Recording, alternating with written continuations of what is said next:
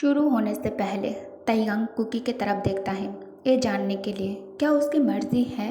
लेकिन कुकी शर्मा के आंखों में आंखें नहीं डाल पाता है। तैयंग और देर नहीं करता और फिर तैयंग जोंगकुक के साथ इंटीमेट होना शुरू कर देता है। सुबह जब तैयंग की आंख खोलती है तो वो कुकी को गले लगा के सोया हुआ पाता है खुद को। उसे एक पल के लिए लगता है जैसे वो जिमिन है, पर किस करते वक्त उसे पता चला है कि एक कुकी है। कल रात का सब कुछ उसे याद आते ही तैयंग चुप हो जाता है। वो चाहता नहीं था कि ये सब कुछ हो जाए, कम से कम सच बताने से पहले तो नहीं। ये तो कुकी के साथ धोखा है और जिमिन के साथ भी, पर अब क्या करे, कुछ समझ नहीं आ रहा था।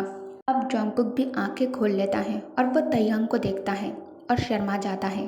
तैयंग के सीने पे अपना चेहरा छुपा लेता है। ये देख के तैयंग मुस्कुराता है। तेई कहता है, तो रात में तुम्हारी शर्म मिटाने में मैं फेल हो गया हूँ। कुकी कहता है, ऐसा क्यों बोल रहे हो तुम। जोंगकुक उसे धक्का देके वॉशरूम की तरफ भाग जाता है। तैयंग उठता है तो उसकी नज़र बेडशीट पे पड़ता है। लाल लाल खून के दाग देखकर एक हल्की सी मुस्कान उसके चेहरे पे आ जाती है। जोंगकुक फ्रेश होकर नीचे आ जाता है नाश्ता बनाने के लिए। तैयंग भी फ्रेश होकर नीचे आता है और किचन के सामने वाले सोफे पे बैठकर कुकी को देखता रहता है। एक बिल्कुल सिंपल इंसान भी किसी को इतना खास लग सकता है। तैयंग ये पहली बार महसूस करता है। तभी उसके फ़ोन पे एक कॉल आती है, शुगा का।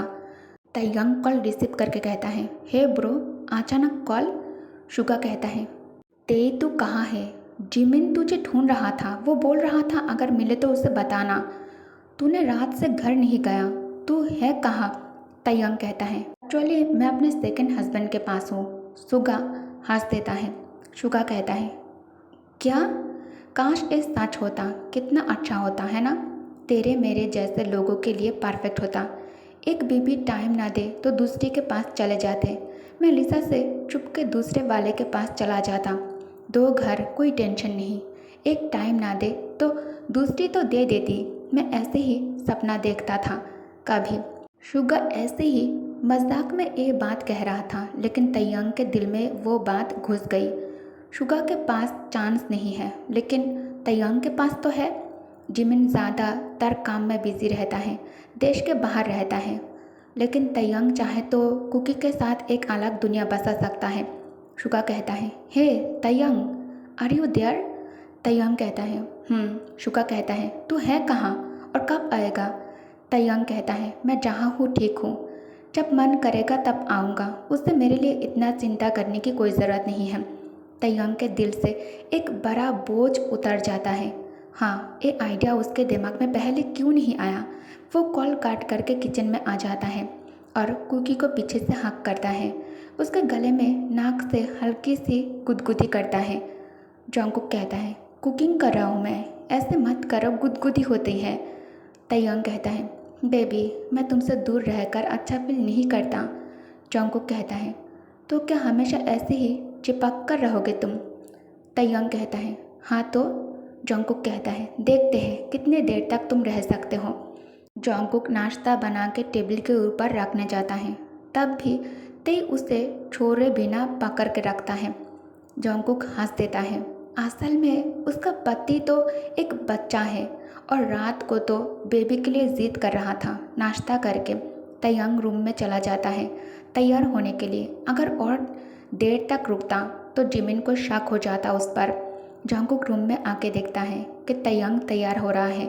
जोंगकुक कहता है, आप कहीं जा रहे हो। तैयंग उसे पास खींचता है और उसके फोरहेड पे किस करता है। तैयंग कहता है, मैं क्यूटी, तुम तो जानते हो ना मेरा काम।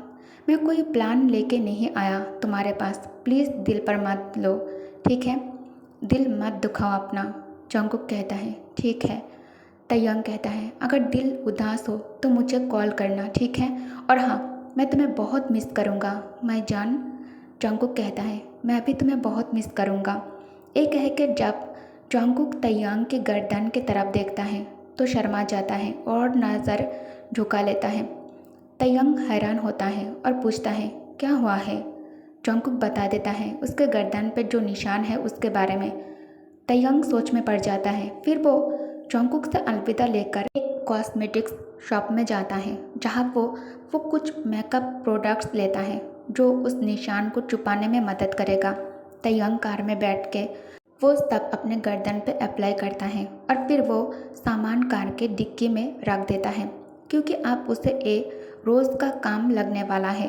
अपने बाल भी थोड़ा बिगड़ता है और सीधा घर की तरफ निकल पड़ता है।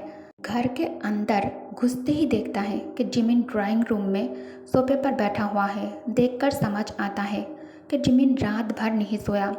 तयंग 100% गारंटी के साथ कह सकता है कि जिमिन उससे बहुत प्यार करता है, लेकिन साथ ही जिमिन अपने काम को भी बहुत ज़्यादा इम्पोर्टेंट देता है, शायद तयंग से भी ज़्यादा।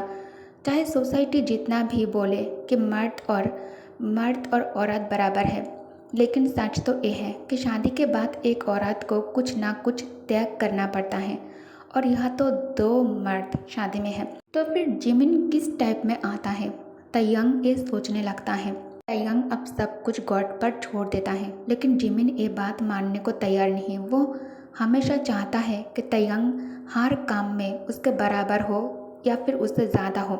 जिमिन कहता है, तेई तुम आ गए, कहाँ थे तुम? तयंग कहता है, तुम्हें जान के क्या फ़ायदा? जिमिन कहता है, कल तुमने भी मुझे बहुत बुरी बातें कही थी। तयंग कहता है, तुम्हारा अपना गलती मानने में दिक्कत हो रहा है ना? जिमिन कहता है, ठीक है, दोनों की गलती थी, मैं सॉरी बोल रहा हूँ। अगर कोई और वक्त होता तो तयंग गुस्सा देखा था, लेकिन कल रात के बाद दिल से थोड़ा पछतावा हो रहा था, वो रिग्रेट कर रहा था, इसलिए जिमिन को माफ़ कर देता है। तयंग कहता है, ठीक है। जिमिन कहता है, तुम्हारी शर्ट नई लग रही है, पहले कभी नहीं देखी। तयंग कहता है, हाँ, तुम मुझे ध्यान से देखते ही कब हो? कल डॉक्टर के पास जाते वक्त पहनी थी, तो इसका मतलब तुम मुझे कल देखा ही नहीं। जिमिन कहता है, अच्छा सॉरी, मैं गलत हूँ, मुझसे गलती हो गई। उसके बाद तयंग जब भी टाइम मिलता है जंगकुक के पास चला जाता था। जिस दिन जिमिन बोलता है कि वो रात में घर नहीं आएगा, उस दिन तयंग काम के बाद सीधा तयंग जंगकुक के पास चला जाता है। एक कह सकते हो कि आप तयंग के दो घर बिना किसी प्रॉब्लम के अच्छे से चल रहे हैं। जिमिन अक्सर तयंग के कॉल वेटिंग में पाता है, लेकिन इम्पोर्टेंस नहीं देता है कभी, क्योंकि उसका पति एक सेलिब्रिटी है और अब तयंग बच्चे की डिमांड भी नहीं करता, तो जिमिन को तयंग पे शक भी नहीं होता। ऐसे ही 2 महीने निकाल जाते हैं। एक दिन जंगकुक जब यूनिवर्सिटी में क्लास कर रहा होता है तो अचानक बेहोश हो जाता है। कॉलेज में गार्डियन के जगह पे तयंग का नंबर दिया गया था। तयंग शूटिंग में बिजी होता है जब उसका फ़ोन बजता है और दुर्भाग्य से उस दिन जिमिन भी शूटिंग लोकेशन पे ही होता है। तयंग कॉल रिसीव करता है और प्रिंसिपल बताता है जंगकुक अचानक बेहोश हो गया है। तयंग की आंखों में आंसू आ जाते हैं, लेकिन जिमिन सामने था, इसलिए तयंग जंगकुक के घर पे मेट को कॉल करता है और बोलता है कि वो तुरंत जंगकुक के पास जाए। तयंग का हाथ कांपने लगता है। उसे समझ नहीं आता जिमिन को छुपा के कैसे जाए वहाँ। अगर शूटिंग छोड़ता तो जिमिन को शक होगा। जिमिन कहता है, क्या हुआ है तेई, इतने टेंशन में क्यों हो तुम, किसका फ़ोन था? तयंग क्या बोले, माँ बाप के बारे में, माँ बाप के बीमार होने का झूठ वो नहीं बोल सकता था क्योंकि जिमिन तुरंत वहाँ चला जाएगा। तयंग मन ही मन सोचता है, गॉड जिमिन को मैं क्या बोलूँ अब। तयंग कहता है, बेबी एक फ्रेंड का कॉल था। जिमिन कहता है, कौन यून वो, मिंग्यू? तयंग कहता है, नहीं ये दोनों नहीं। जिमिन कहता है, तो फिर कौन? तयंग कहता है, तुम उसे नहीं जानते हो, उससे थोड़ी मदद चाहिए थी, बोला था कि किसी को ना बताना। जिमिन कहता है, पर मुझे तो बता सकते हो ना, क्या हुआ है, मैं तुम्हारे हस्बैंड हूँ। तयंग कहता है, नहीं हर किसी की एक पर्सनल स्पेस होती है ना। जिमिन कहता है, तेई तुम आज कैसे बात कर रहे हो, मुझे विश्वास नहीं हो रहा है तुम्हारे बातों पर। तयंग ना इग्नोर कर पा रहा था, ना झूठ सही से बोल पा रहा था। अगर घर पे होते तो लड़ाई करके निकल जाता। तयंग कहता है, मुझे घर जाना है, अच्छा नहीं लग रहा है। जिमिन भी तयंग के साथ घर जाता है। मेड को कहता है खाना सर्व करने के लिए। तयंग सीधा जाके बेड पे लेट जाता है। जिमिन उसके पास जाके बैठता है और उसके बालों में हाथ फिराने लगता है। तयंग से अब कंट्रोल नहीं होता है, उसके आंखों से अब आंसू आ जाते हैं। जिमिन कहता है, क्या हुआ? रोते तुम रो क्यों रहे हो? क्या बात है तेई? तयंग मन ही मन सोचता है, आइडिया मिल गया है। देखो, जब भी मेरा मूड खराब होता है तो मुझे मिनी के पास जाना पड़ता है। जिमिन, तुम्हारा काम इतना इम्पोर्टेंट है क्या? एक शो मिस कर लोगे तो क्या बिगड़ जाएगा? जिमिन कहता है, क्या बोल रहे हो तुम? एक शो मिस करने का मतलब तुम जानते हो? और जिसकी तुम तुलना कर रहे हो, मैं तुम्हें पहले भी बोला था बेबी के लिए मना करने में। मुझे मुझे डर था मैं मोटा हो जाऊंगा। ते ते जिमिन का हाथ हटा के सीधा घर से निकल जाता है और कार में बैठ जाता है और सीधा जॉन्गकुक के घर चला जाता है। वहाँ जाके मेड से पूछता है। तयंग कहता है, कुकी कहाँ है? मेड कहती है, सर वो ऊपर कमरे में है। तयंग कहता है, डॉक्टर ने कुछ कहा क्या? अचानक ऐसा क्यों हुआ है? मेड कहती है, कोई चिंता की बात नहीं है सर, ये सबके साथ होता रहता है। तयंग को कुछ समझ नहीं आता और वो सीढ़ियों से ऊपर चला जाता है। देखता है दोपहर का वक्त उसका काम था, इसलिए उसे जॉन्गकुक को छोड़कर निकलना पड़ता है। आज तयंग बिना किसी वजह के बार बार मुस्कुरा रहा था। पता नहीं क्या सोच के फेसबुक पे स्टेटस दिया। सभी चीज़ों के लिए शुक्रिया। काम खत्म करके रात में घर जाके जिमिन को गोद में उठाकर घुमाने लगता है। तयंग कहता है, हुर्रे बेबी, तुम्हें पता है मैं कितना खुश हूँ आज? लगता है गॉड ने मुझे दुनिया के सारे खुशियाँ दे दिया है। कल रात तक मैं गॉड से इतने शिकायत कर रहा था, लेकिन आज मैं सिर्फ खुश हूँ। जिमिन कहता है, इतना खुशी का रीज़न क्या है? कोई बड़ी कंपनी से ब्रांड एम्बेसडर का ऑफ़र आ गया है, या फिर तुम्हारा नया एल्बम?